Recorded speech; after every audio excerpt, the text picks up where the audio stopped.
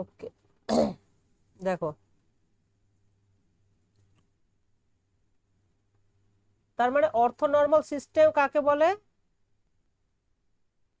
প্রত্যেকটা ভেক্টরের লেংথ হবে 1 আর আর স্যার পারপেন্ডিকুলার ইজে হবে। হ্যাঁ, তারা একে অপরের সঙ্গে পারপেন্ডিকুলার হবে। তো এটাকে আমরা বলছি অর্থনর্মাল সিস্টেম। আচ্ছা, ঠিক আছে। তাহলে ধরলাম যে এইচ একটা হিলবার্ট স্পেস, এইচ একটা হিলবার্ট স্পেস, আর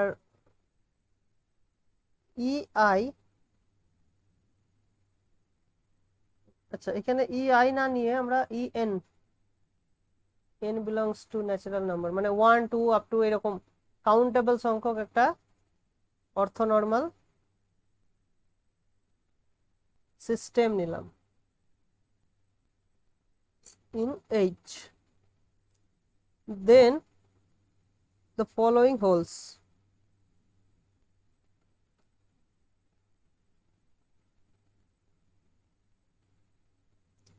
এক নম্বর কি? আচ্ছা, হ্যাঁ এখানে আরেকটা জানতে হবে যে কমপ্লিট অর্থনর্মাল সিস্টেম কাকে বলা হয়। সেটা আমরা একবার বলি। কমপ্লিট অর্থনর্মাল সিস্টেম বলতে আমরা কি বুঝি?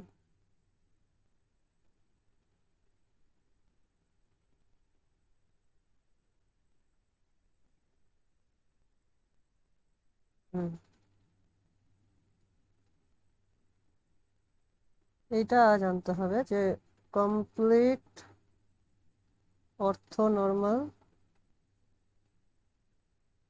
সিস্টেম, কমপ্লিট মানে হচ্ছে যে ম্যাক্সিমাল অর্থনর্মাল সিস্টেম।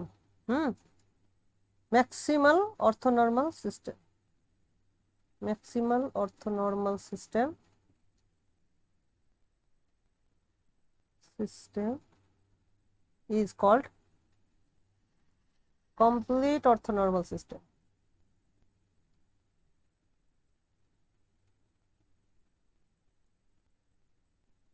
তার মানে কি, ধরো এইটাকে যদি আমরা মানে মানে কমপ্লিট যদি বলি, তার মানে বুঝতে হবে যে এ কে কন্টেন করে এর থেকে বড় আর কোনো অর্থনর্মাল সিস্টেম নেই। কথাটা বোঝা গেল? এ কে কন্টেন করে এর থেকে বড় আর হবে না, তাহলে আমরা ওটাকে বলি ম্যাক্সিমাল।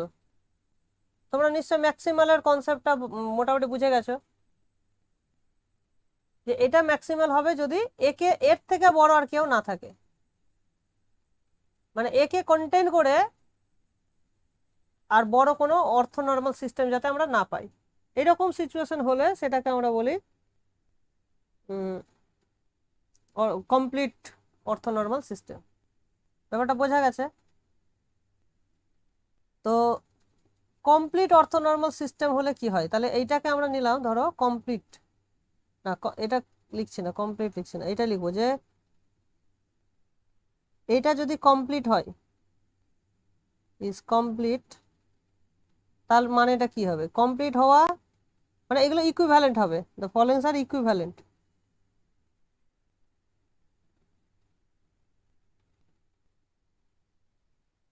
যদি কমপ্লিট হয় তাহলে যেটা হবে সেটা হচ্ছে যে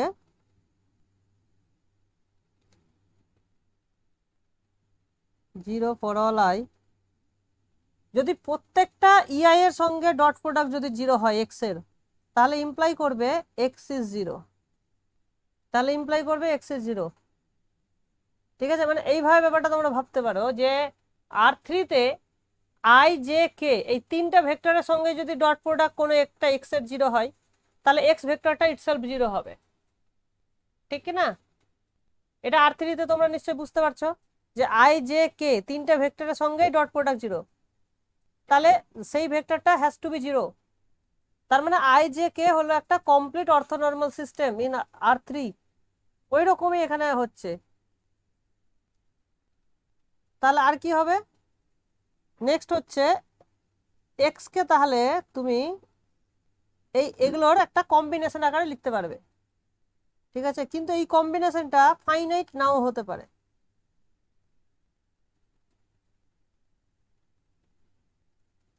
এইরকম একটা কম্বিনেশন তুমি পাবে, যেখানে ইআই গুলো হচ্ছে ভেক্টর আর তাদের কোএফিসিয়েন্ট গুলো হলো এইগুলো, for all x belongs to H. এটা একটা হতে পারে। আর কি হতে পারে? আর হতে পারে যে এদের তাহলে এইটা দিয়ে তুমি এদের লেংথ বের করতে পারো।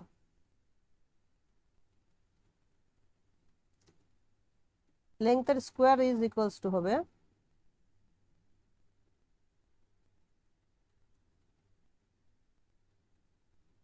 ও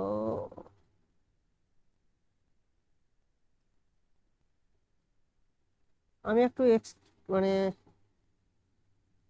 অনেক পিছিয়ে মানে মিস করে দিয়েছি কয়েকটা জিনিস, যাই হোক কোনো অসুবিধা নেই।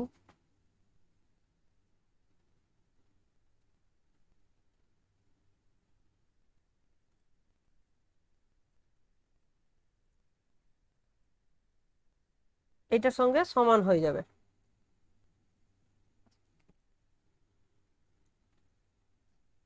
ঠিক আছে, তার মানে দেখো নর্মটাকে তুমি এইভাবে এক্সপ্রেস করতে পারছো। এটাকে বলা হয় পার্সেভালস আইডেন্টিটি। এইটার একটা নাম আছে।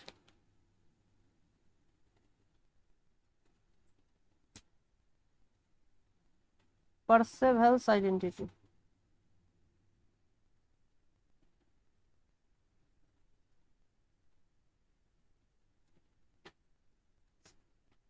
হ্যাঁ, ঠিক আছে, এটা হচ্ছে কমপ্লিটের জন্য। তার মানে কমপ্লিট হলে এই তিনটে হবে, বা এই তিনটের মধ্যে যে কোনো একটা ঘটলে কমপ্লিট হবে। মানে যে কোনো একটা অন্যগুলোকে ইমপ্লাই করে, আর অন্য যে কোনো একটা অন্যগুলোকে ইমপ্লাই করে, মানে ইফ অ্যান্ড অনলি ইকুইভ্যালেন্ট সবটাই। এক হলে দুই হবে, দুই হলে তিন হবে, তিন হলে চার হবে, চার হলে তিন হবে, এরকম সবটাই। ঠিক আছে, মানে এই তিনটের মধ্যে এই চারটাই ইফ অ্যান্ড অনলি ব্যাপার, মানে যে কোনো একটা হলে অন্য বাকিগুলো সবটাই হবে। ঠিক আছে, আচ্ছা।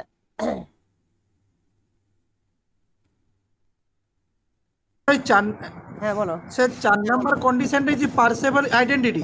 হ্যাঁ হ্যাঁ হ্যাঁ, ঠিক আছে।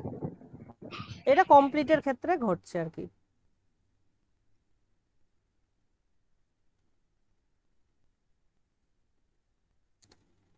আচ্ছা, তো আমরা যেটা করব এখন, তোমরা এর আগে L2 স্পেস দেখেছিলে, স্মল L2, ঠিক আছে। একটা এক্সাম্পল দিই, যেটাকে বলা হচ্ছে capital L2 space, capital L2। আর L2টা নিচে লেখা হচ্ছে 0 to π। এইটা এইটা কি ধরনের স্পেস? তোমরা মেজার থিওরি ফার্স্ট ইয়ারে পড়েছিলে, তো এখানে মেজার থিওরির অ্যাপ্লিকেশন লাগবে। ঠিক আছে, L2 স্পেস মানে হচ্ছে set of all functions from 0 to π to r, হ্যাঁ, such that মানে এদের যে ইন্টিগ্রেশনটা হবে 0 to π mod f x এর স্কোয়ার। আচ্ছা, এর মধ্যে মেজারটা তাহলে কি দিতে হবে? এখানে একটা মেজার লাগবে। হ্যাঁ, এটা এটা উইথ রেসপেক্ট টু সাম মেজারও করা যায়। আর যদি কোনো মেজার না ডিফাইন করে তাহলে বুঝতে হবে যে 0 to r এর 0 to π এর যে ইউজুয়াল যে এটা আছে, মেজারটা আছে, মানে যেটা আমরা মড দিয়ে যেটা পাই। ঠিক আছে, সেই ইউজুয়াল মানে ইউজুয়াল মেজারটাকে আমরা কি বলি, কি নাম দিই বলো, জানা আছে? কেউ মনে করতে পারবে ইউজুয়াল মেজারটাকে আমরা কি নাম দিই? আর এর উপরে মেজারটাকে কি নাম দেওয়া হয়? সেটা হচ্ছে লেবেগ মেজার। ঠিক আছে, তো এইটা হচ্ছে লেবেগ মেজারেবল। হ্যাঁ, মানে লেবেগের কনসেপ্টে এটা ইন্টিগ্রেবল ফাংশন। আমরা এটা কিন্তু ফার্স্ট ইয়ারে খুব ভালো করে করিয়েছিলাম এই চ্যাপ্টারটা, মানে লেবেগ মেজারেবল, তারপরে রিমানের কনসেপ্টে ইন্টিগ্রেবল, লেবেগ ইন্টিগ্রেবলের মধ্যে ডিফারেন্স, এগুলো আমরা কিন্তু খুব ভালো করে ফার্স্ট ইয়ারে দেখিয়েছিলাম। ঠিক আছে, তো তোমাদের এখানে কেউ আছে যে ফার্স্ট ইয়ারে ক্লাস করেছিলে? প্রাণেশ বোধহয় করেছিলে না? হ্যাঁ স্যার, আমি আছি। হ্যাঁ হ্যাঁ, তো সেই কনসেপ্ট অনুযায়ী এইটা যাতে ফাইনাইট হয়। হ্যাঁ, আর এখানে আরেকটা ব্যাপার আছে যে দুটো ফাংশনকে সেম কখন বলা হবে? If and f and g are equal if f g almost, দেখো অলমোস্ট এভরিওয়্যার যদি ইকুয়াল হয় তাহলে সেটাকে আমরা ইকুয়ালি বলবো। ঠিক আছে, দুটো ফাংশন যদি অলমোস্ট এভরিওয়্যার ইকুয়াল হয় তাহলে তাদেরকে আর আলাদা নাম দেব না। কথাটা বুঝতে, এই জায়গাটা কিন্তু একটা ইম্পর্টেন্ট, এটা বুঝতে হবে।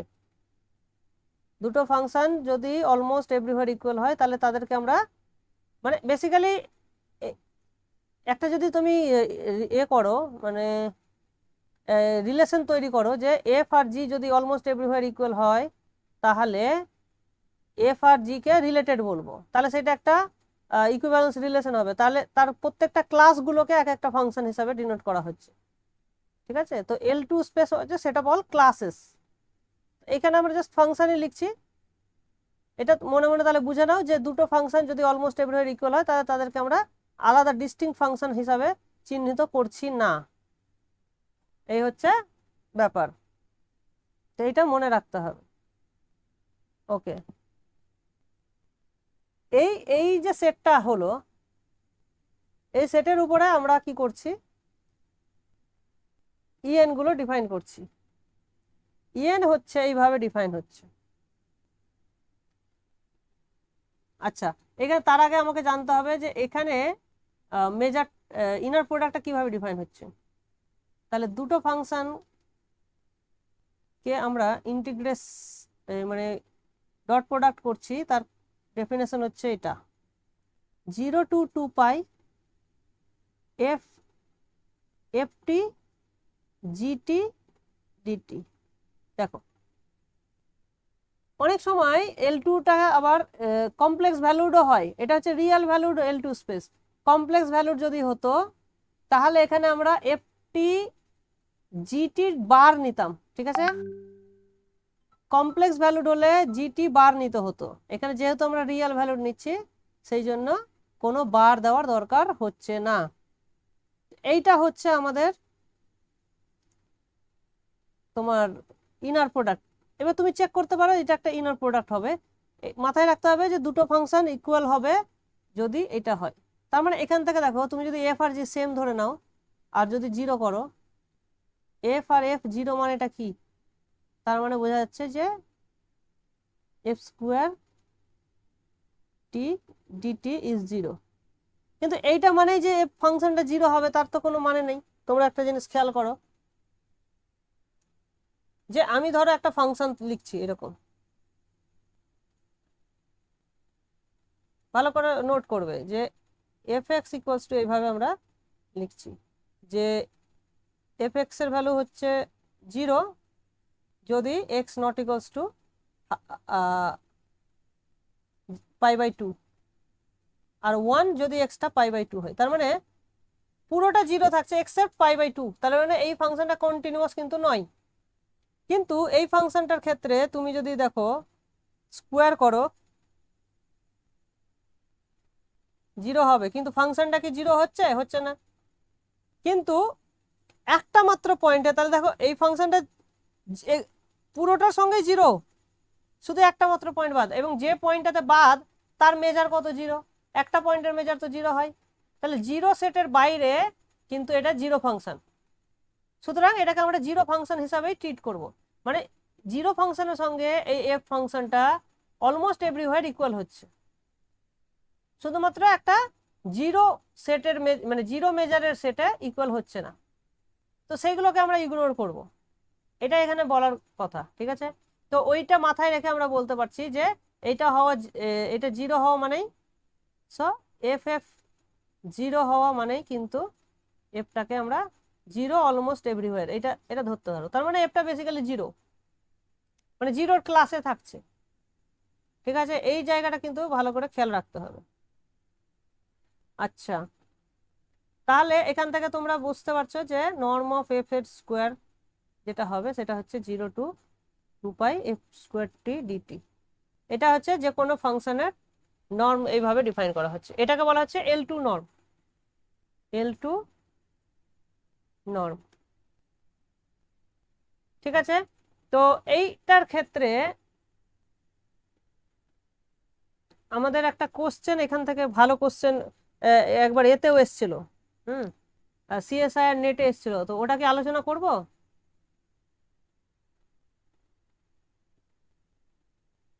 हाँ सर फिर হুম, ওখানে এরকম একটা ছিল যে C01 এর মধ্যে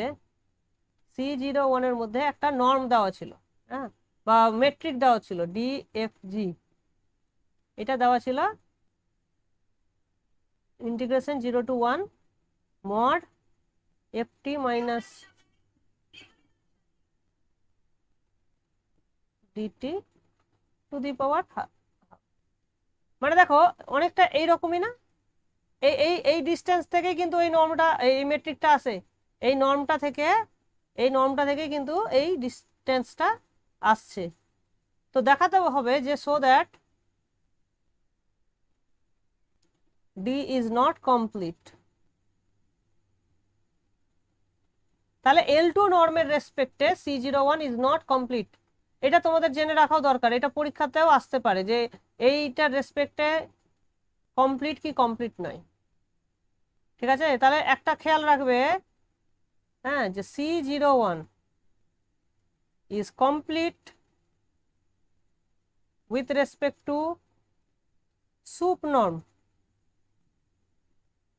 but not complete with respect to L1 norm and L2 norm, বা একসঙ্গে তুমি বলতে পারো এলপি নর্ম। কোনো এলপি নর্মের জন্যই কিন্তু এটা কমপ্লিট নয়, শুধুমাত্র এল ইনফিনিটি নর্ম, যেটাই সুপ নর্ম বলি আমরা, হ্যাঁ, তার জন্য এটা কমপ্লিট হচ্ছে। তাহলে এল ইনফিনিটি নর্মের জন্য কমপ্লিট, বাকি কোনো নর্মের জন্য কমপ্লিট নয়। এইটা কিন্তু আমাদেরকে মাথায় রাখতে হবে। ঠিক আছে, এলপি স্পেস ইজ ডিফারেন্ট আর C01 ইজ ডিফারেন্ট। C01 এর সমস্ত সেট এলিমেন্টগুলো হচ্ছে কন্টিনিউয়াস ফাংশন। তো এইটা হচ্ছে আমাদের একটা ইম্পর্টেন্ট মনে রাখার জায়গা। তো এটা হচ্ছে তারই প্রুফ হিসাবে তোমরা ধরতে পারো।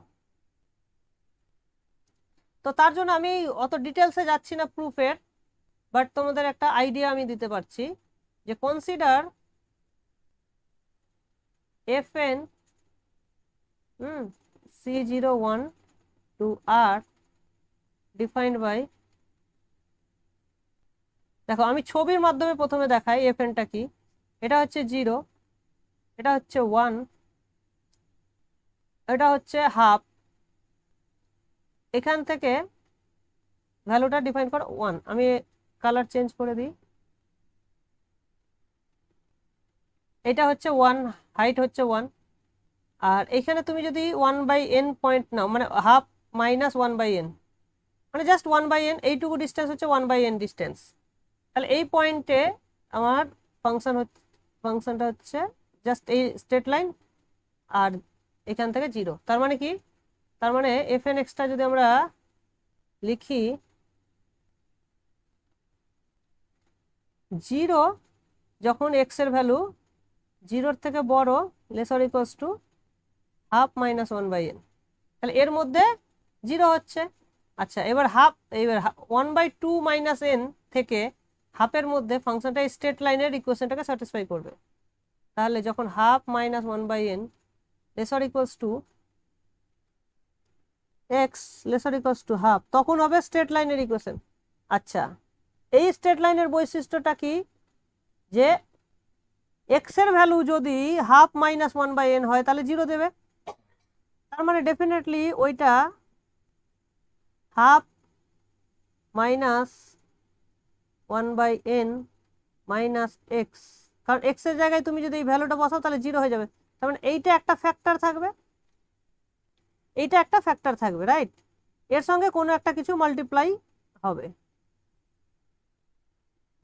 এবার হচ্ছে দেখো যে আমার হাফ বসালে, ভ্যালুটা যদি আমি হাফ বসাই তাহলে 1 পাওয়া উচিত, হাফ বসালে 1 পাওয়া উচিত। তাহলে এখানে যদি আমি হাফ বসাই এক্স এর জায়গায়, তাহলে দেখো কেটে যাবে -1/n। তাহলে -1/n হচ্ছে হাফ বসালে। এটাকে আমি 1 বানাতে চাইলে আমাকে -n দিয়ে গুণ করতে হবে, তার মানে এটাকে -n দিয়ে গুণ করো। তাহলে এইটা হচ্ছে আমার এই স্ট্রেট লাইনের ইকুয়েশন। আর বাকি হচ্ছে 1 যদি হাফের থেকে আর 1-এর মধ্যে থাকে, হাফ আর 1-এর মধ্যে যদি থাকে তাহলে 1। এই হচ্ছে আমাদের ফাংশনটা, ঠিক আছে? এটা হচ্ছে পিস ওয়াইজ, এইভাবে আমরা ডিফাইন করতে পারি।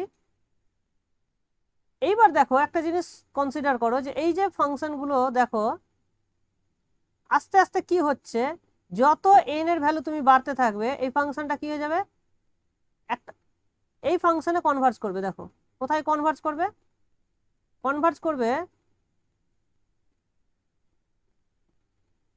আর আর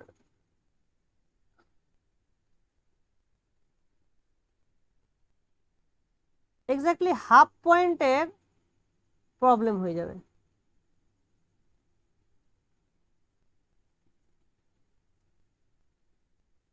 এই ফাংশনটা হয়ে যাবে, এই ফাংশনে কনভার্জ করছে, ঠিক আছে? এটাকে নাম দাও এফ। তাহলে এফ এন এক্স কনভার্জ করছে এফ এক্স। এফটা দেখো কন্টিনিউয়াস নয়, এফ ইজ নট কন্টিনিউয়াস। হ্যাঁ, এবার তুমি যদি L2 নর্মে দেখো, এটা হচ্ছে L2 নর্মে কনভার্জ করবে, ইন L2 নর্ম। L2 নর্মে কনভার্জ করা মানেটা কি, মানেটা হচ্ছে যে 0 to 1 fn x minus F x, হ্যাঁ, এটা স্কোয়ার করলে dx goes to 0 as n goes to infinity. এটা হচ্ছে L2 নর্মে কনভার্জ করা মানে বোঝাচ্ছে। তাহলে এখান থেকে একটা জিনিস ক্লিয়ার যে fn x টা কিন্তু যেহেতু কোনো একটা ফাংশনে কনভার্জ করছে এবং এই ফাংশনটা L2 তে আছে, f x টা L2 এর এলিমেন্ট, তার মানে বুঝতে হবে যে fn x গুলো কচি হচ্ছে। তাহলে সিকোয়েন্সটা কচি হচ্ছে, কিন্তু ওটা কোনো কন্টিনিউয়াস ফাংশনে কনভার্জ করবে না, ঠিক আছে? তার মানে এইটার সঙ্গে অলমোস্ট এভরিওয়্যার ইকুয়াল হবে এরকম কোনো কন্টিনিউয়াস ফাংশন পাওয়া যাবে না। এটা তোমরা ভাবতে পারো যে কেন এরকম হবে।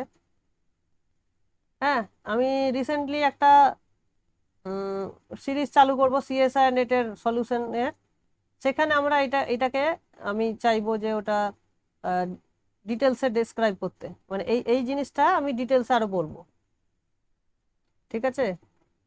তো এইটা আমরা ততদিনের এক্সারসাইজ একটা দিতে পারি যে there exist no continuous function such that this sequence converge to that continuous function in L2 norm.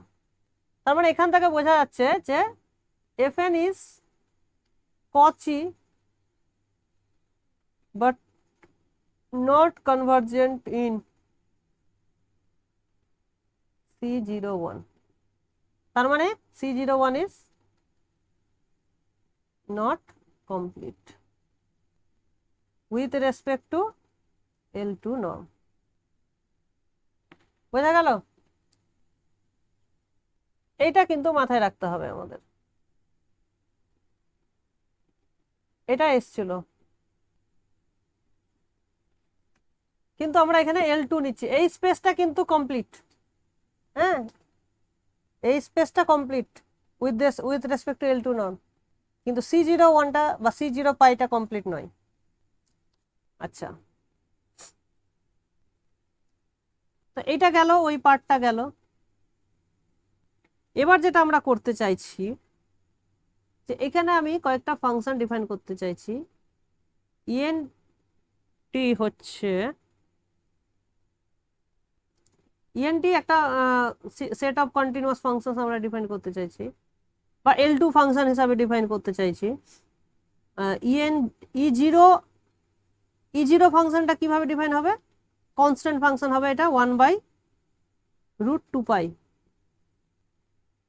ঠিক আছে? যাতে করে এর লেংথ 1 হয়, ঠিক আছে? E0 লেংথ হবে 1 বা নর্ম হবে 1, আর e n t is defined as cos nt divided by root pi, যেখানে n এর ভ্যালু হচ্ছে 1 2 ডট ডট। তাহলে তোমরা দেখতে পাবে যে this sequence n greater than equals to 0 is an orthonormal system. Orthonormal system. ঠিক আছে? থেকে স্টার্ট হবে না? হ্যাঁ, n ইকুয়াল টু 1 2 3 করে যদি 0 থেকে স্টার্ট হবে না? এটা হ্যাঁ, ওই যে cos nt by root pi n equal to যেটা আছে। না, এটা শুধু হচ্ছে 1 থেকে স্টার্ট হচ্ছে, জিরোর জন্য আলাদা করে আমি ডিফাইন করে দিয়েছি। এখানে যদি আমি 0 বসাতাম তাহলে দেখো এটা 1 হয়ে যেত, তাহলে 1 বাই রুট পাই আসতো, কিন্তু দেখো হ্যাঁ, জিরোর ক্ষেত্রে আমি 1 বাই রুট 2 পাই, সেই জন্য এখানে 0 বসিয়ে সেম ভ্যালু আসছে না, হ্যাঁ, ঠিক ঠিক। সেই জন্য আলাদা করে ওটা ডিফাইন করা হয়েছে। তাহলে এইটা যেটা পাওয়া গেল সেটা হচ্ছে একটা অর্থনর্মাল সিস্টেম। ঠিক আছে? এটা এটা সিকোয়েন্স n ওটা সাজদ্যাট নাকি? কোথায় সাজ দ্যাট?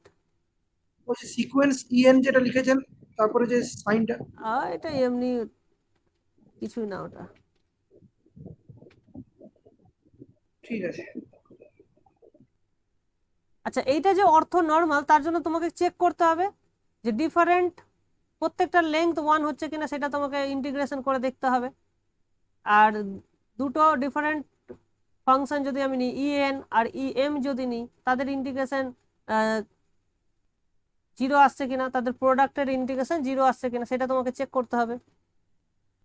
ঠিক আছে? তো এটা একটা মানে কি বলতে পারো তোমরা, এটা একটা কোশ্চেন বলতে পারো, এক্সারসাইজ হিসাবে নিতে পারো যে কম্পিউট, আশা করি এটা একদম ছোটবেলায় তোমরা করেছিলে, হ্যাঁ 11 12-এ এগুলো, 12-এ করেছিলে যে 0 টু 2 পাই, হ্যাঁ cos nt into cos mt dt, এর ভ্যালু হবে পাই হবে যদি m আর n ইকুয়াল হয়, 0 হবে যদি m আর n মানে ইকুয়াল হবে কিন্তু 0 নয়, আর যদি m আর n আলাদা হয় তাহলে এটা 0 হয়ে যাবে, আর হয়ে যাবে 2 পাই যদি m n দুটোই 0 হয়। ঠিক আছে? এটা তো তোমরা ইজিলি বুঝতে পারছো যে এটা 2 পাই কেন হবে, কারণ nটা যদি 0 হয় তাহলে এটা 1, এটা 1, তার মানে 0 টু 2 পাই dt, তার মানে 2 পাই হয়ে যাবে। এটা তো সহজেই বুঝতে পারছো। বাকিগুলো তোমরা নিজেরা ক্যালকুলেশন করে অবজার্ভ করতে পারো, দেখতে পারো যে এই জিনিসগুলো ঘটছে। তার মানে যখন তুমি এখানে 1/√2 পাই, এখানে √2 পাই যদি দিয়ে গুণ করো, তাহলে এটা কিন্তু 1 চলে আসবে, ভ্যালুটা 1 বা 0 আসতে পারে। ঠিক আছে? তার মানে বোঝা গেল যে এটা অর্থনর্মাল সিস্টেম হলো। ঠিক আছে?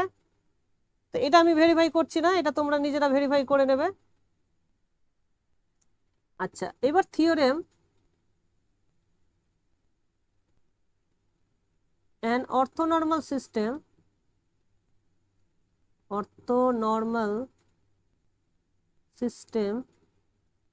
is linearly independent.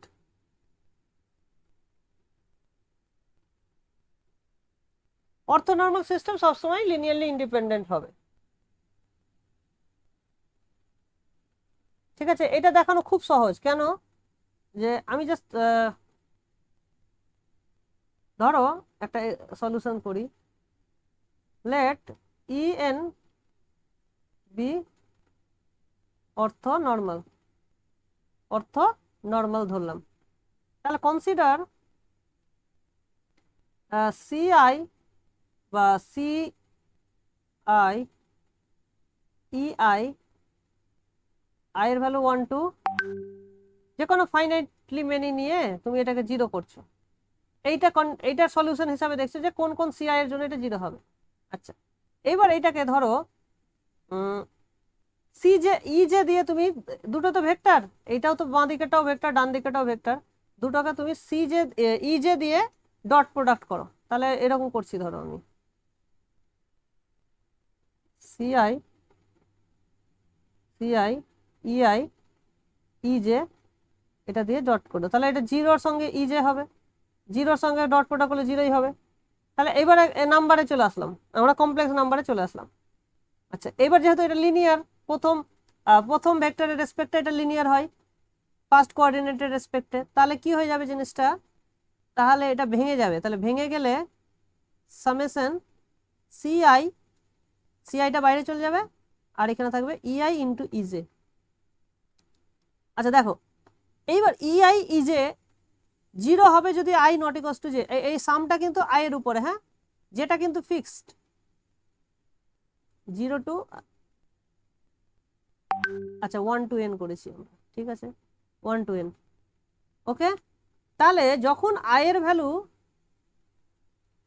ভ্যালু যখন জে হবে, তখন ভ্যালুটা 1 হবে, এই ভ্যালুটা 1 হয়ে যাবে, তখন এই ভ্যালুটা সিজে হয়ে যাবে, আর বাদ বাকি জায়গায় এটা 0 হয়ে যাবে। তার মানে আলটিমেটলি বাম পক্ষটা হয়ে যাবে আমার সিজে 0।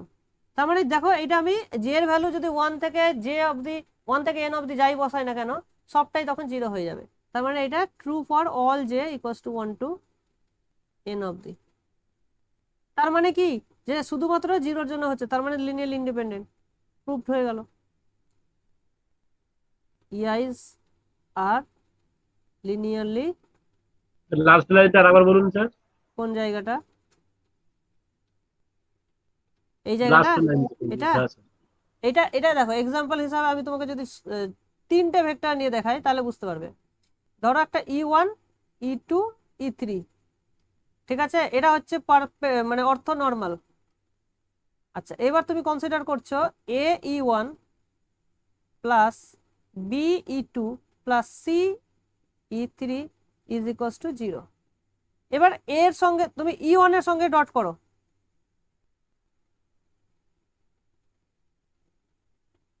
সি E3 ডট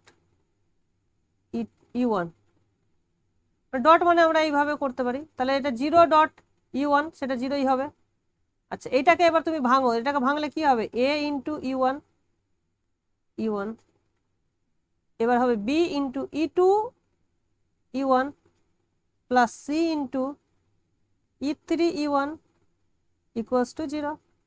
কিন্তু যেহেতু অর্থ নর্মাল, এটা 0 এটাও 0, তার মানে কি পড়ে থাকলো, আর এটা 1, তার মানে কি পড়ে থাকলো, এ ইকুয়ালস টু 0 হয়ে গেল না, বুঝতে পেরেছো? ঠিক আছে স্যার। তার মানে আমি যদি এবার E2 দিয়ে ডট করি, তাহলে বি ইকুয়ালস টু 0 পাবো। তাহলে বারবার তুমি ডট করে করে প্রত্যেকটাকেই 0 দেখাতে পারছো, সেই জন্য আমি ডাইরেক্ট ইজে দিয়ে ডট করলাম, তাহলে সিজেটা 0 হয়ে গেল। এবার জে এর ভ্যালু তুমি যাই খুশি বসাও, 1 বসাও, 2 বসাও, 3 বসাও, n বসাও, বোঝা গেল? এই যে জি এর কিন্তু রেঞ্জটা 1 আগেও টু n, 1 থেকে, হ্যাঁ 1 টু, 1 টু n, তাহলে ওটা তোমার সমস্ত কিছুই কিন্তু এ হয়ে গেল, লিনিয়ারলি ইন্ডিপেন্ডেন্ট হয়ে গেল।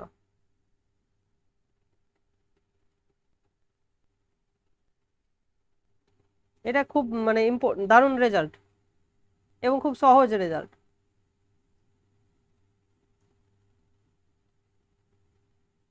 আচ্ছা,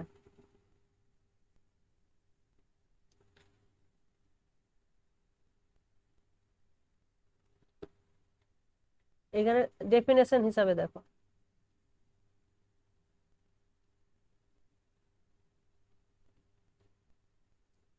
লেট ইআই বি এন অর্থ নর্মাল সিস্টেম ইন এইচ, ঠিক আছে, তাহলে এরা লিনিয়ারলি ইন্ডিপেন্ডেন্ট হচ্ছে। দেন এক্স কমা ইআই, এটা একটা নাম্বার স্কেলার, রিয়েলও হতে পারে কমপ্লেক্স হতে পারে, ইজ, তাহলে প্রত্যেকটা আই এর জন্য আর কল্ড Fourier coefficients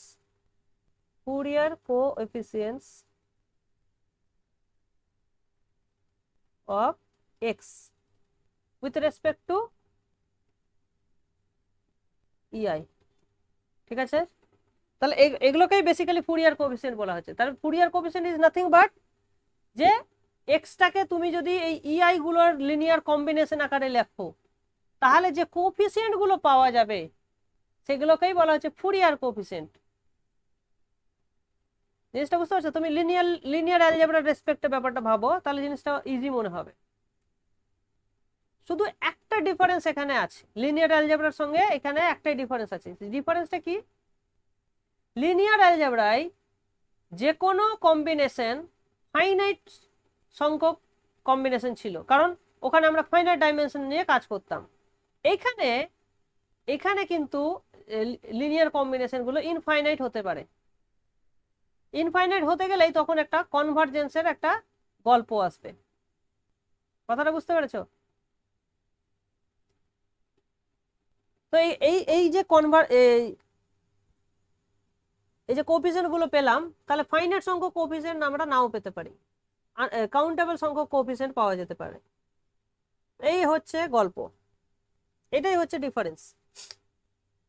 তাহলে দেখো ফুরিয়ার ট্রান্সফর্ম যখন তোমরা পড়বে তখন দেখবে এই ইএন যে টাইপের আমরা ফাংশন গুলো নিয়েছি সেগুলো কিন্তু ওখানে একটা রোল প্লে করবে, আর ওই ধরনের যে ইন্টিগ্রেশন গুলো একটা রোল প্লে করবে। দেখো ওইভাবেই কিন্তু কোএফিসিয়েন্ট গুলো আমরা ডিজাইন করতাম। আর এই যে ডটটা বলছি আমরা, এই ডটটা যদি তুমি ফাংশনের রেসপেক্টে যাও L2 স্পেসের ক্ষেত্রে, তাহলে এই ডট মানে তো ইন্টিগ্রেশন না? তাহলে এখন তোমরা বুঝতে পারবে যে কেন ফুরিয়ার কোএফিসিয়েন্ট গুলোকে ওই ফর্মে লেখা হয়। তাহলে জিনিসটা এইভাবে তোমরা এক্সপ্লেন করতে পারবে।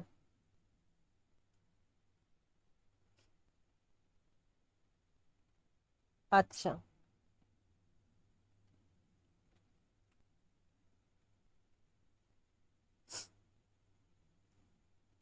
এবার আরেকটা থিওরেম আছে যেটাকে আমরা বলি, দেখো আগেরটার সঙ্গে এটার পার্থক্য তোমরা বুঝতে পারবে। Suppose EI is an orthonormal system in H, then for any x belongs to H we have norm of a summation x, EI, এদের যে ফুরিয়ার কোএফিসিয়েন্ট গুলোকে যদি তুমি স্কোয়ার করে সাম করো তাহলে এই সামের value always less or equals to norm of x আসবে, নর্ম অফ এক্স এর স্কোয়ার আসবে। ঠিক আছে? যে কোনো অর্থোনর্মাল সিস্টেম তুমি দিয়ে শুরু করো, এই ইনইকুয়ালিটি তুমি পাবে। This inequality is known as Bessel's inequality. Bessel's inequality, বোঝা গেল? আর এই ইনইকুয়ালিটিটা কখন ইকুয়ালিটি হয়? ইকুয়ালিটি ফর অল এক্স যদি ইকুয়ালিটি হয়ে যাবে যদি এই ইআইটা কমপ্লিট সিস্টেম হয়। ঠিক আছে? আর যদি এটা কমপ্লিট না হয় সেক্ষেত্রে এটা তখন ছোট পড়ে যাবে, সেই জন্য তখন এটা ইনইকুয়ালিটি হয়ে যাবে। কথাটা বুঝতে পারছো? তো এইটার প্রুফ অতটা টাফ না, you can try by yourself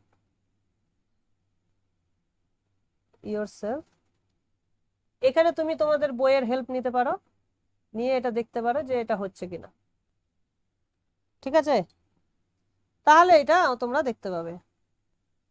আচ্ছা, আর একটা রেজাল্ট কি আছে দেখো, in a separable Hilbert space, in a separable Hilbert space, মানে সেপারেবল কাকে বলে? সেপারেবল মানে it has a countable dense subset. মাথায় রাখবে, সেপারেবল কাকে বলে? যার একটা কাউন্টেবল ডেন্স সাবসেট থাকবে। তাহলে কি হবে? তাহলে সেই হিলবার্ট স্পেসে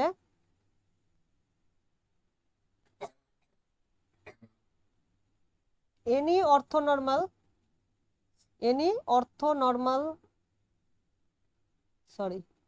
orthonormal system is countable. তাহলে এই যে আমরা অর্থোনর্মাল সিস্টেম বলছিলাম যে এখানে কতগুলো ভেক্টর দরকার হবে, ঠিক আছে?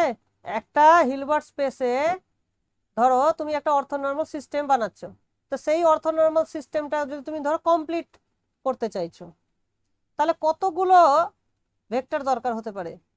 ফাইনাইট সংখ্যক তো নাও হতে পারে, কারণ হিলবার্ট স্পেসটা ফাইনাইট ডাইমেনশনে যদি না হয় তাহলে তো আমরা ইনফাইনাইট সংখ্যক ভেক্টর পেতে পারি। এবার ইনফাইনাইট তাহলে কতগুলো, কাউন্টেবল না আনকাউন্টেবল? তো যদি সেপারেবল হয় তাহলে আমরা অলওয়েজ যে কোনো অর্থোনর্মাল সিস্টেম কাউন্টেবল হবে, ঠিক আছে? এটা একটা বড় সড়ো রেজাল্ট আমরা পাচ্ছি, তার মানে ওর একটা কাউন্টেবল বেসিস পাবো, বোঝা গেল? এই বেসিস কিন্তু একটু ডিফারেন্ট, লিনিয়ার অ্যালজেব্রা থেকে একটু ডিফারেন্স, তো এর একটা আলাদা নামও আছে, হ্যামেল বেসিস আর একটা কি সব বলে, দু ধরনের কনসেপ্ট আছে বেসিসের। তো যাই হোক আমরা ওই কনসেপ্টে যাচ্ছি না, কারণ লিনিয়ার অ্যালজেব্রার ডিফারেন্সটা হচ্ছে ওখানে সব ফাইনাইট লিনিয়ার কম্বিনেশন, এখানে এখানে ফাইনাইট লিনিয়ার কম্বিনেশন না, এখানে সব কাউন্টেবল লিনিয়ার কম্বিনেশন। তো যাই হোক এটা হচ্ছে একটা রেজাল্ট, ঠিক আছে? এবার নেক্সট হচ্ছে গ্রাম স্মিথ প্রসেস। এটা তোমরা নিশ্চয়ই ছোটবেলা পড়েছিলে, এক্স্যাক্টলি সেম। তো এটা আমি তোমাদেরকে বলবো ইউটিউব থেকে দেখে নিতে পারো, বা ছোটবেলার বই যদি থাকে দেখে নিতে পারো, গ্রাম স্মিথ প্রসেস। এটা এটা এটা কি করাতে হবে না তোমরা নিজেরা পারবে এটা করতে?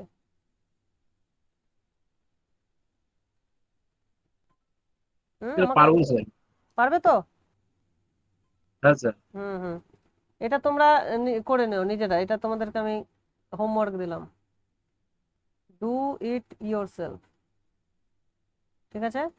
একদম ইজি জিনিস, লিনিয়ার অ্যালজেব্রাতে যেভাবে করেছো এখানেও তাই, কোনো রকমের আলাদা কিছু নেই। আচ্ছা,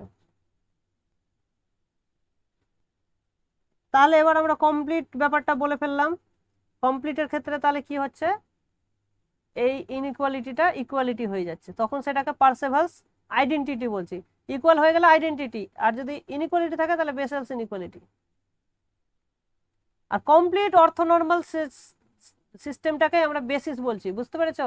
তাহলে এখানে বেসিসের কনসেপ্ট মানে কি, কমপ্লিট অর্থোনর্মাল সিস্টেম, বোঝা গেল? তাহলে যদি কোনো একটা কমপ্লিট অর্থোনর্মাল সিস্টেম থাকে তাহলে যে কোনো ভেক্টরকে তুমি একটা কাউন্টেবল লিনিয়ার কম্বিনেশন আকারে লিখতে পারবে, কার ইআই গুলোর, আর তাদের কোএফিসিয়েন্ট গুলো হবে এটা যে আমরা যে এইটা বললাম না, এই এই দাঁড়াও, হ্যাঁ এইটা দেখো, এই যে কোনো ভেক্টরকে 3 নম্বরটা দেখো, যে যদি এটা কমপ্লিট হয়, হ্যাঁ এটা যদি কমপ্লিট অর্থোনর্মাল সিস্টেম হয় তাহলে যে কোনো ভেক্টরকে এইভাবে একটা কাউন্টেবল কম্বিনেশন আকারে লেখা যাবে, বোঝা গেল? একটা কাউন্টেবল কম্বিনেশন আকারে লেখা যাবে। এখানে কিন্তু আমরা ধরে নিচ্ছি যে আমাদের সিস্টেমটা কাউন্টেবল, মানে আমরা সেপারেবল ধরে নিচ্ছি, ঠিক আছে? সেপারেবল না হলে কিন্তু এটা কাউন্টেবল সংখ্যক নাও পাওয়া যেতে পারে, তো এটা সেপারেবল ধরে আমরা করছি। তাহলে এইভাবে একটা কাউন্টেবল লিনিয়ার কম্বিনেশন আকারে লেখা যাবে যদি কমপ্লিট অর্থোনর্মাল সিস্টেমটা হয়। আর এই কোএফিসিয়েন্ট গুলোকে বলা হচ্ছে তখন, এই কোএফিসিয়েন্ট গুলোকে বলা হচ্ছে কি বলা হচ্ছে, ফুরিয়ার কোএফিসিয়েন্টস। ওকে, আচ্ছা। আর এই যে দেখো এখান থেকে আরেকটা জিনিস তোমরা নোট করতে পারো, এখান থেকে তাহলে কি ইমপ্লাই করে, এখান থেকে ইমপ্লাই করে যে এই যে সিরিজটা হচ্ছে না, এটা তো একটা ধরো রিয়েল নাম্বারের একটা সিরিজ, এটা নেগেটিভও হতে পারে পজিটিভ হতে পারে, তো এই যে একটা সিরিজ আরবিট্রারি টার্মের সিরিজটা হচ্ছে, তারা স্কোয়ার সামেবল, ঠিক আছে, তাদের হচ্ছে স্কোয়ার সামেবল, তাদের মানে তাদের স্কোয়ারটা হচ্ছে অ্যাবসলুটলি কনভার্জেন্ট, কারণ স্কোয়ার মানে তো পজিটিভ হয়ে গেল, তা তখন সেটা অ্যাবসলুটলি কনভার্জেন্ট হচ্ছে। আর অ্যাবসলুটলি কনভার্জেন্ট হলে সেটাকে তুমি রিঅ্যারেঞ্জ করতে পারো, মানে 1 2 কে তুমি চেঞ্জ করে 2 1 করতে পারো, এইভাবে আগে পরে করতে পারো ভ্যালুগুলোকে। তো এটা একটা জিনিস গেল। আর একটা জিনিস তুমি বলতে পারো যে এই যে কোএফিসিয়েন্ট গুলো হচ্ছে, আমি একটা এইভাবে ব্যাপারটা তোমাকে যদি বলি, হ্যাঁ, যে in case of complete orthonormal system EN we have, তাহলে দেখো একটা এক্স এর জন্য, হ্যাঁ, এক্সটাকে আমরা লিখতে পারছি এইভাবে EN EN, যেখানে n এর ভ্যালু 1 to ইনফিনিটি। ওকে, আচ্ছা, লেট এক্স কমা EN-টাকে আমরা নাম দিচ্ছি আলফা এন, ঠিক। তাহলে আমি তুমি যদি এইভাবে নিয়ে নিই যে আমরা যদি এটাকে রিয়েল ভ্যালুতে নিয়ে নিই সব কিছু, হ্যাঁ, ইনার প্রোডাক্টটাকে যদি রিয়েল ভ্যালুড ইনার প্রোডাক্ট নিয়ে নিই, তাহলে এগুলো কি হয়ে যাবে, রিয়েল হয়ে যাবে। এগুলো কমপ্লেক্সও হতে পারে, তখন আমরা এটা একটা রিয়েল সিকোয়েন্স পেয়ে যাব। দেখো, যার ক্ষেত্রে এইটা স্যাটিসফাই করবে কমপ্লিট, যেহেতু তখন এই ভ্যালুটা হয়ে যাবে এক্স এর স্কোয়ার হুইচ ইজ ফাইনাইট। আর দেখো, তার মানে এটা কনভার্জেন্ট। একটা সিরিজ যদি কনভার্জেন্ট হয় তাহলে আমরা কি বলতে পারি, তখন আমরা বলতে পারি যে ওর ইন্ডিভিজুয়াল টার্মগুলো 0 হবে as n tends to infinity. এটাও একটা রেজাল্ট, ঠিক, এটা একটা রেজাল্ট।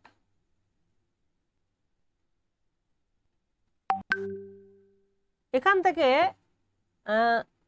থেকে তোমরা যদি মাপার বই ফলো করো, রিমান ইন্টিগ্রেশনের চ্যাপ্টার বা আরেকটা চ্যাপ্টার ছিল না, improper integration, I think Riman ইন্টিগ্রেশনের চ্যাপ্টারে আছে, দাঁড়াও একটু,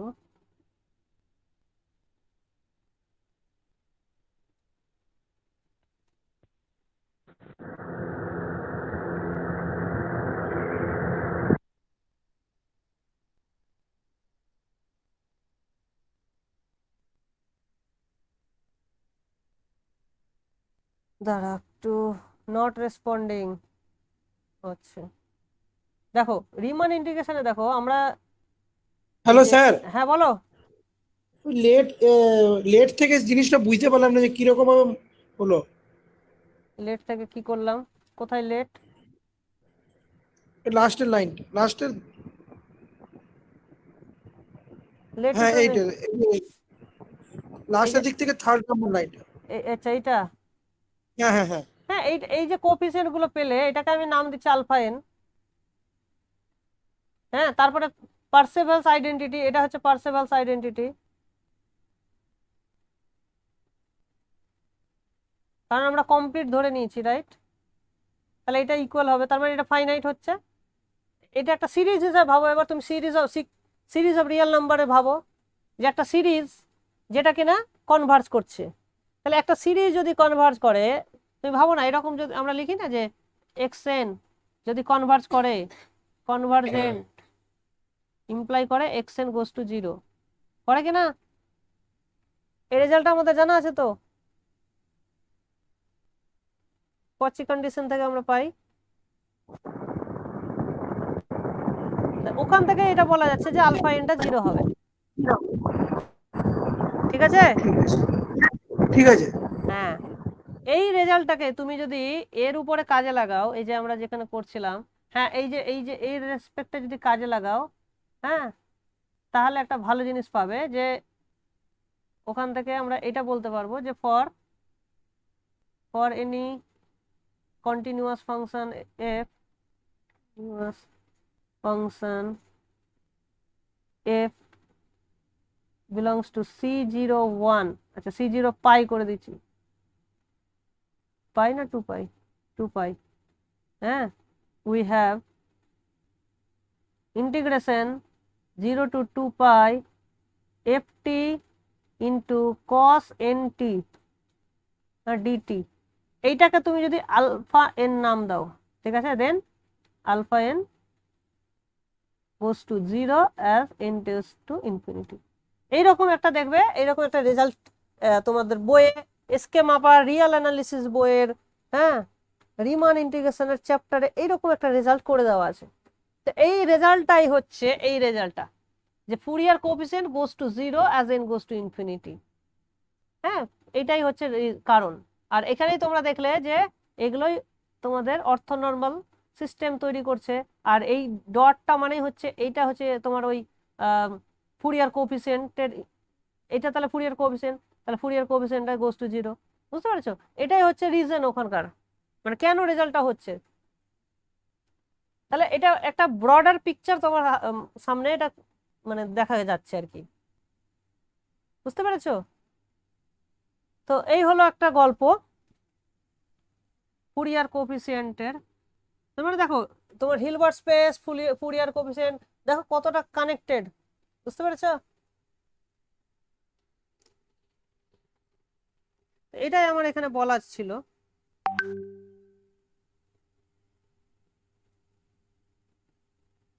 আচ্ছা, এখানে আর দুটো রেজাল্ট আছে, সেটা আমরা বলে ফেলি। এক্সাম্পল 5.4.2, যে let xn be a sequence in Hilbert space H and x belongs to x such that limit norm of xn is equals to norm of x। ধরো এটা হচ্ছে মানে এটা নর্মটা কনভার্জ করছে এখানে, and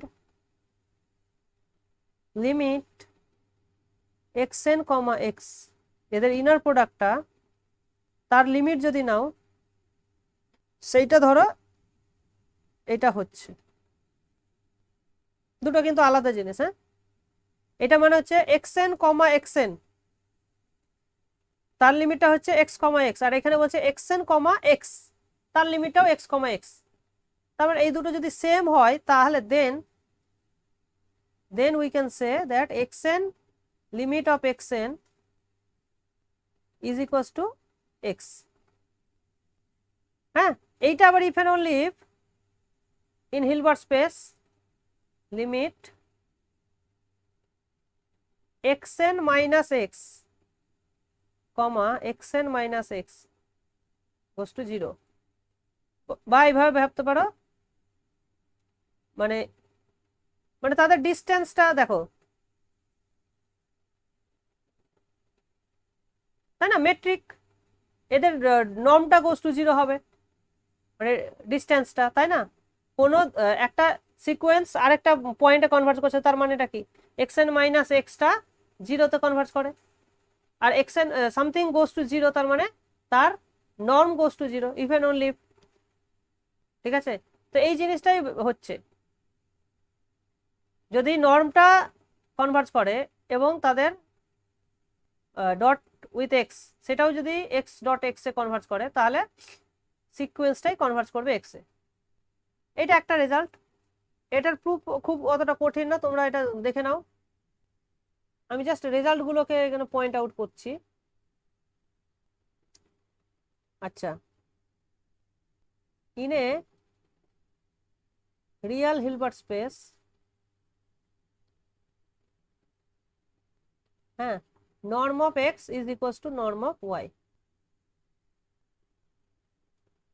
so that x plus y, x minus y এটা 0 হবে। তার মানে x plus y আর x minus y এরা পরস্পরের পারপেন্ডিকুলার হচ্ছে, জিওমেট্রিক্যালি সেটাই বোঝাতে চাইছে। ঠিক আছে, এটা এটা তাহলে আমরা জিওমেট্রিক্যালি এইভাবে ব্যাপারটা ভাবতে পারি, যে ধরো x হচ্ছে একটা ভেক্টর, এটা এটা ধরো x, আর y হচ্ছে আর একটা ভেক্টর, ধরো এইরকম, এটা হচ্ছে y, তাদের লেংথ সমান। ঠিক আছে, এটা হচ্ছে লেংথ সমান, তাহলে তাহলে এটাকে তুমি যদি একটা করো,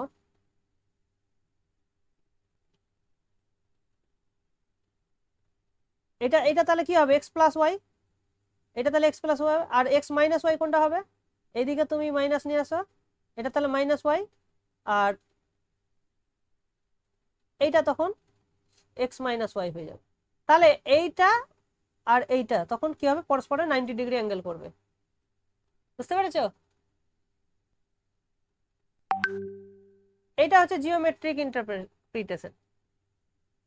এটা তখন মাইনাস ওয়াই, তখন এটা হয়ে গেল এক্স মাইনাস ওয়াই, তাহলে এক্স প্লাস ওয়াই আর এক্স মাইনাস ওয়াই এরা হচ্ছে পরস্পরের সঙ্গে 90 ডিগ্রি অ্যাঙ্গেল করছে। তাহলে এটা জিওমেট্রিক্যালি তুমি এটা এইভাবে ব্যাপারটা ভাবতে পারছো। তো এটার প্রুফ যদি করো খুবই সহজ হবে, জাস্ট তোমাকে এটা ক্যালকুলেশন করতে হবে। তাহলে এটা সমান আমরা কি বলতে পারি, এক্স কমা এক্স, এটা তারপরে এক্স কমা মাইনাস ওয়াই, তার মানে এটা হয়ে যায় মাইনাস এক্স কমা ওয়াই, তারপরে plus y comma x minus y comma Y. আচ্ছা, এইটার এটা সমান দেওয়া আছে, তার মানে এইটার এটা কেটে যাবে প্লাস মাইনাসে। আর দেখো যেহেতু রিয়েল বলা আছে, তাহলে এক্স ওয়াই এর সমান সমান ওয়াই এক্স, তাহলে এইটাও কেটে যাবে, তার মানে আলটিমেটলি তুমি 0 পাচ্ছ। কিন্তু কমপ্লেক্স হলে এটা হতো না, কমপ্লেক্স হিলবার্ট স্পেস হলে এই জিনিসটা আমরা এক্সপেক্ট করতে পারতাম না। ঠিক আছে, তো এইটা হচ্ছে তোমার ব্যাপার। Is that clear? ছবিটা বুঝতে পেরেছো? আচ্ছা, এইবার আমরা শিখবো অ্যাডজয়েন্ট অপারেটর। অ্যাডজয়েন্ট অপারেটর এটা শিখেই আমাদের মোটামুটি এটা আমি কমপ্লিট করে দেবো।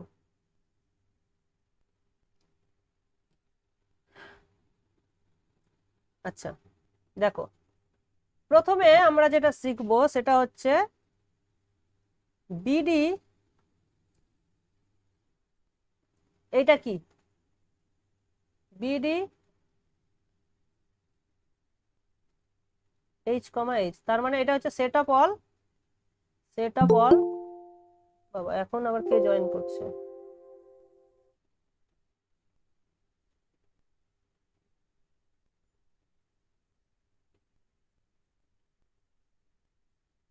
কি নব ক্লাস এখন নাকি? অনেকদিন পর নবকে দেখা গেল। হ্যাঁ,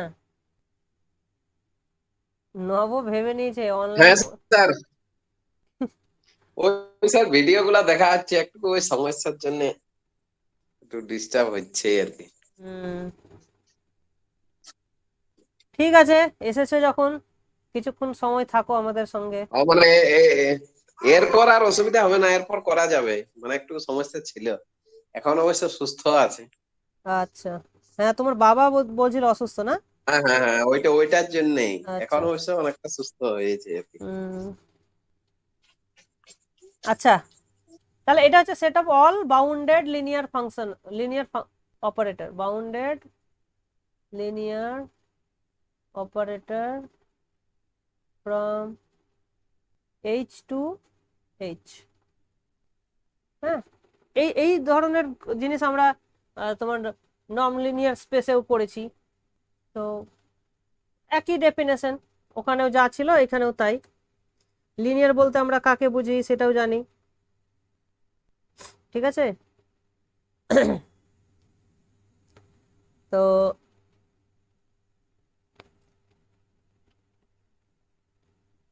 আচ্ছা, এবার এরা যেটা করেছে যে একটা ধরো ওয়াই আমি নিলাম এইচ থেকে, হ্যাঁ ওয়াই নিলাম এইচ থেকে, তাহলে আমি এই ওয়াই এর রেসপেক্টে আমি একটা এফ ওয়াই একটা নতুন একটা অপারেটর আমি, মানে অপারেটর কি একটা লিনিয়ার ফাংশনাল তৈরি করছি। এইচ থেকে কে নিলাম, এখানে কেটা হচ্ছে তোমার ফিল্ড, হ্যাঁ মানে এইচটা যে ফিল্ডের রেসপেক্টে ভেক্টর স্পেস, সেই ফিল্ডটা হচ্ছে এটা, কে এর ভ্যালু কি হতে পারে, কে এর ভ্যালু সিও হতে পারে অথবা আর হতে পারে, সি বা আর যে কোনো একটা হবে, তো ডিপেন্ড করবে কার রেসপেক্টে কার। তাহলে এফ ওয়াইটা আমরা কিভাবে ডিফাইন করছি, এইচ থেকে, আচ্ছা তাহলে এই এফ ওয়াইটা এখান থেকে যদি কোনো একটা ভ্যালু নেই এক্স এক্স, তাহলে এইটা একটা এবার একটা কমপ্লেক্স নাম্বার বা একটা আমি কে নাম্বার দিতে চাই, স্কেলার ডিফাইন করতে চাই, তাহলে সেটা আমি কিভাবে ডিফাইন করবো, এক্স কমা ওয়াই নেব, তাহলে এটা একটা লিনিয়ার হয়ে যাবে, linear with respect to x, এটা ওয়াইটা ফিক্সড, তাহলে এটা একটা লিনিয়ার হয়ে গেল। আর এর নর্ম যদি তোমরা ক্যালকুলেট করো, নর্ম অফ এফ ওয়াই, এটা same as norm of y, এটা এটা আমরা অলরেডি ক্যালকুলেট করে ফেলেছি, ক্যালকুলেটেড কোনো একটা ক্লাসে আমরা এটা করেছি। এইরকম যদি হয়, হ্যাঁ এই যে রিজ রিপ্রেজেন্টেশন থিওরেম পড়ানোর সময় এটা আমরা প্রমাণ করে ফেলেছি। ঠিক আছে, তো এইভাবে আমরা প্রত্যেকটা পয়েন্টের জন্য বা প্রত্যেকটা ভেক্টরের জন্য আমরা একটা করে লিনিয়ার ফাংশনাল ডিফাইন করতে পারি, যার দ্বারা আমরা বলেছিলাম যে এইচ আর এইচ স্টার কি হয়, স্যার বইয়ে কি টিএক্স দেওয়া আছে কেন স্যার, এক্সটাকে? টিএক্স, হ্যাঁ, টিএক্স কমা ওয়াই দেওয়া আছে। আচ্ছা ওটা আমি বলছি, ওটা আসছি, ওটা আমি এখন এটা আলাদা জিনিস বলছি আমি। ঠিক আছে, এইভাবে তোমার লিনিয়ার ফাংশনাল ডিফাইন করা যায়। আচ্ছা এইবার টি এর রেসপেক্ট, টিটাকে যদি আমরা কাজে লাগাতে চাই, টিটা কি বিডিএল সরি এইচ কমা এইচ, এই টিটাকে কাজে লাগিয়েও আমি একটা নতুন করে লিনিয়ার ফাংশনাল ডিফাইন করতে চাই, সেটাকে আমি এইচ এফ ওয়াই নাম দিচ্ছি। ঠিক আছে, তো এই আইডিয়াটাই তোমাকে নিতে হবে। তাহলে এফ ওয়াই এক্স মানে এফ ওয়াইটা তাহলে কি এইচ থেকে কে তে ডিফাইন, তাহলে এইটা ডিফাইন করছি আমরা এইভাবে, দেখো এখানে জাস্ট এক্স না লিখে আমি লিখেছি টি এক্স। ঠিক আছে, তাহলে টিটাকে কাজে লাগিয়ে আমি একটা একটা অপারেটর ডিফাইন মানে লিনিয়ার ফাংশনাল ডিফাইন করতে পারলাম, টিটাকে কাজে লাগিয়ে। ঠিক আছে, তাহলে এর নর্ম কি হবে, এর নর্ম হবে তখন নর্ম অফ, এর নর্ম তাহলে কি হবে, এর নর্মটা টি এর নর্মের সঙ্গে সমান হয়ে যাবে। এটা তোমরা দেখাতে পারবে যে এর নর্মটা টি এর নর্মের সঙ্গে সমান হবে। ঠিক আছে, এক্সারসাইজ। আচ্ছা, তো এটা একটা বাউন্ডেড লিনিয়ার ফাংশনাল হয়ে গেল। আচ্ছা এবার দেখো রিজ এর উপরে আমরা এবার তাহলে এটা একটা লিনিয়ার ফাংশনাল, তাহলে f y is a linear functional. আচ্ছা হোয়াট রিজ রিপ্রেজেন্টেশন থিওরেম কি বলে,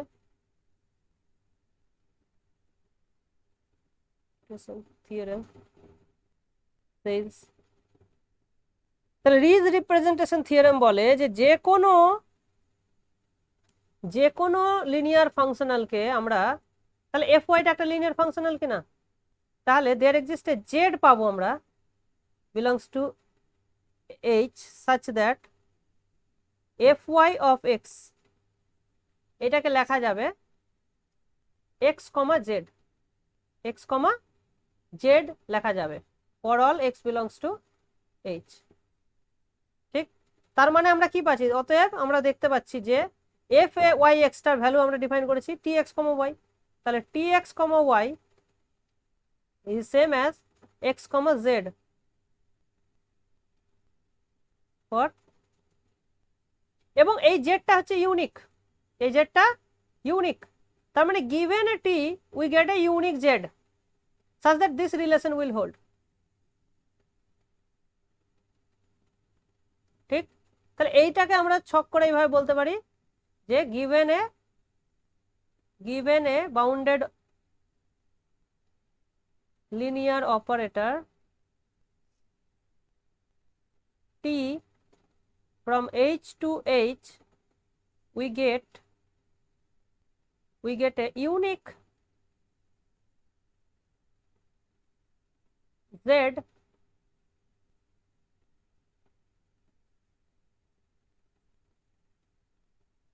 দ্বারা and y belongs to H, তাহলে এখান থেকে একটা ওয়াই নাও, তাহলে একটা জেড পাবো, such that t of x comma y is x comma t x comma z for all x belongs to h, এইটা আমরা পাচ্ছি।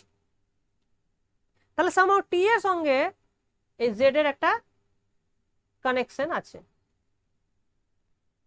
ঠিক আছে? তার মানে ভাবো, তুমি মনে মনে ভাবো যে যদি একটা অপারেটর আমি যদি ডিফাইন করি এইচ থেকে H A, such that s y is equals to, এই যে জেডটা পেলাম সেইটাকে আমরা ডিফাইন করছি, ঠিক আছে? তাহলে given a t for every y আমি একটা জেড পাচ্ছি, মানে ওয়াই দাও তুমি একটা জেড পাও, তাই তো হচ্ছে নাকি? ওয়াই দিলেই একটা তুমি লিনিয়ার ফাংশনাল পাচ্ছ, আর তার জন্য একটা জেড পাচ্ছ, ইউনিক জেড। তাহলে একটা মেশিনে তুমি মেশিনের মতো ব্যাপারটা ভাবতে পারো, যে তুমি ওয়াই দিচ্ছ, এদিক থেকে একটা করে জেড পেয়ে যাচ্ছ, তাহলে তুমি একটা অপারেটর তুমি পেয়ে গেলে এস, মানে যে মেশিনটাকে আমি অপারেটর নাম দিচ্ছি এস, তাহলে ওই দিক থেকে ওয়াই পুট করবো, এদিক থেকে আমি জেড পাবো, তাহলে এইটা একটা যে অপারেটর হবে। হ্যাঁ, তো দেখানো যাবে যে এই this operator S is a bounded linear operator, ঠিক? তাহলে এই অপারেটরটার সঙ্গে নিশ্চয় টি এর একটা কানেকশন আছে, তাই না? টিটাকে কাজে লাগিয়েই তো আমি ডিফাইন করলাম না, তাহলে এই this s is called t star, বোঝা গেল? তাহলে এইটাকেই বলা হচ্ছে টি স্টার বা adjoint of t, adjoint of t. তার মানে এইবার তাহলে ব্যাপারটা ভাবো যে জিনিসটা তাহলে কি, টি স্টারের ক্ষেত্রে আমরা এটা খাটছে t x comma y is same as x comma z, z মানে দেখো এস এর জায়গায় টি স্টার বসাও, তাহলে জেড মানে টি স্টার ওয়াই, বোঝা গেল? For all x y belongs to H. তাহলে এই রিলেশনটা, এটাকেই বলা হচ্ছে ডিফাইনিং প্রপার্টি অফ অ্যাডজয়েন্ট, এইটাই মনে রাখতে হবে তোমাদেরকে। এইটা টেকনিক কাজে লাগিয়ে আমরা সবসময় অ্যাডজয়েন্ট অপারেটরটা ডিফাইন করতে পারবো। তার মানে টিটাকে যদি তুমি এই সাইডে আনতে চাও, তাহলে ওটা টি স্টার হয়ে চলে যাবে, ওকে? এই হচ্ছে মেন গল্প।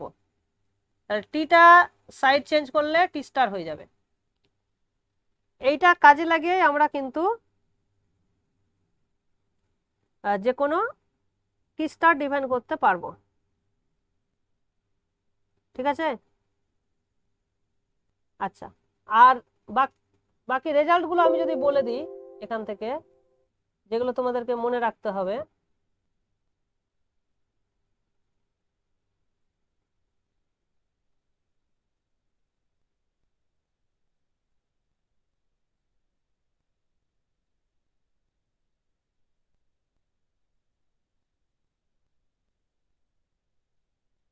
হুম,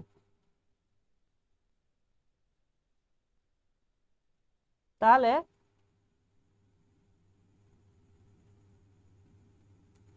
টি স্টারের স্টার যদি করো, তার মানে আবার তুমি টি ফিরে পাও, হ্যাঁ?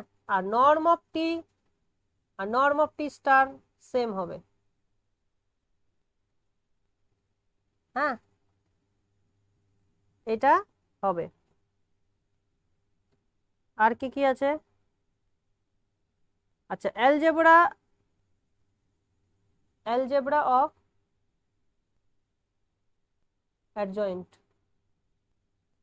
এটাও সিলেবাসে আছে। এখান থেকে তোমাকে যেটা জানতে হবে যে যদি তুমি দুটো অপারেটর যোগ করো আর তাদের স্টার করো, তাহলে বেসিক্যালি এটা হয়ে যাবে টি স্টার প্লাস এস স্টার, ওকে? এটা হয়ে যাবে। আর যদি তাদের কম্পোজিশন করো, উল্টে যাবে, এস স্টার টি স্টার হয়ে যাবে, ঠিক আছে? এই জিনিসগুলো হবে। আর কি করা যায় এখান থেকে? হ্যাঁ, এইটাই আর একটা ইম্পর্টেন্ট রেজাল্ট, নর্ম রিলেটেড, যে norm of t star T is same as norm of t whole square, same as norm of t star তার whole square, আর এইটাকে আবার norm of t t star বলতে পারো। ঠিক আছে, তাহলে এই সবকটা নর্ম কিন্তু সেম হবে। ঠিক আছে, তাহলে এইটুকুই হচ্ছে এখানকার তোমাদের সিলেবাস, ব্যাস, এর বাইরে আর কিছু নেই। ঠিক আছে, তো আমরা এক্সারসাইজ সলভ করব এর পরের দিন। এক্সারসাইজে নিশ্চয়ই আমরা কোনো না কোনো অ্যাডজয়েন্ট বের করব। কি দেওয়া থাকলে অ্যাডজয়েন্ট কিভাবে বের করব, ওইটা হচ্ছে প্রপার্টি। ঠিক আছে, দেখা যাচ্ছে অ্যাডজয়েন্টের চ্যাপ্টারটা মোটামুটি ইজি ছিল, সেটাই বাদ দিয়ে। হ্যাঁ মনে হচ্ছে অ্যাডজয়েন্টের চ্যাপ্টারটা একটু ইজি, অনেক হ্যাঁ প্রবলেম ছিল, হ্যাঁ ইজি তো এগুলো।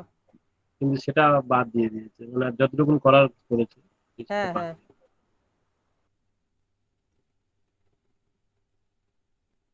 ঠিক আছে, তাহলে আজকে আর ক্লাস নেব না, আজকে আমার অনেক লোড হয়ে গেছে ক্লাসের। ঠিক আছে স্যার। হুম।